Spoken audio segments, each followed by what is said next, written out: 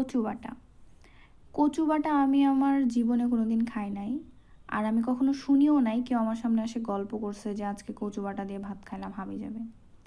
কচু বাটা এই নামটা আমি প্রথম শুনি একটা বইয়ের মাধ্যম দিয়ে। বইটার নাম হচ্ছে ইন্দুবালার ভাতের হোটেল।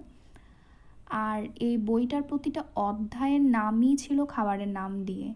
খাবারের নাম জড়ানো কোনো একটা গল্প, সেই সেই কেন্দ্রিক একটা গল্প।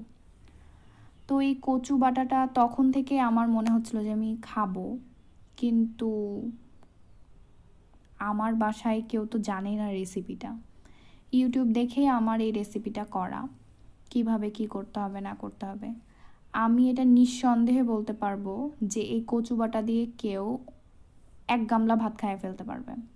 আমি নিজেই অনেকগুলো ভাত খাইয়ে ফেলতে পারবো এরকম মনে হচ্ছিল, যদিও আমি ভাত অত খাইতে পারি না।